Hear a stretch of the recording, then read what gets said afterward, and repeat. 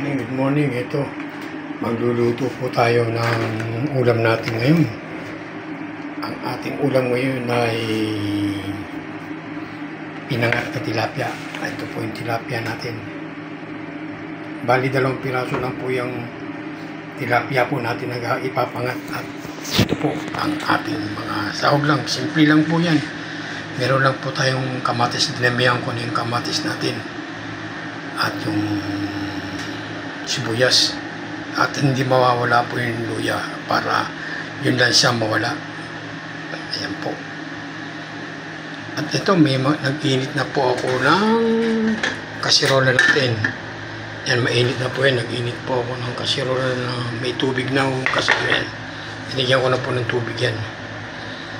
At ngayon, unahin po natin ilagay ang ating luya. Yan po. Yung ating sibuyas. Ayan.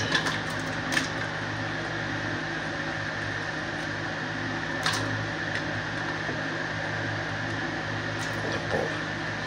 Isusunod na po natin ang ating kamatis. Pagsasama-samahin po natin yan para kumulo. Pakukuluhan po muna natin para yung kamatis, lumambot po yung kamatis natin na madurgat. Dudurugin natin yan kasi para yung lasa ng kamatis kumapit sa ating tilapia. Ito po, takpan na po naman natin.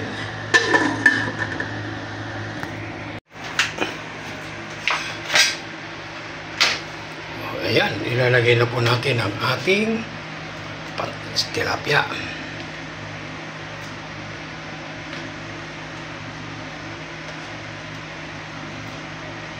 And then, ilalagay na rin po natin ang ating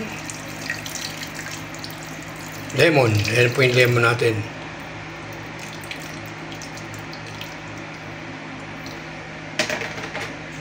Lagay po natin ito. Timplahan na po natin yan ng mga bechin, paminta,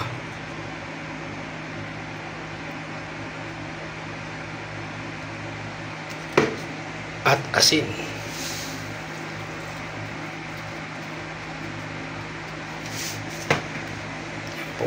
Tatapan muna natin uli, mamaya natin balikan. Ayan, tingnan natin. Ayan na. Tingnan natin ang lasa, kung ano lasa. Ayan, sarap ng asin.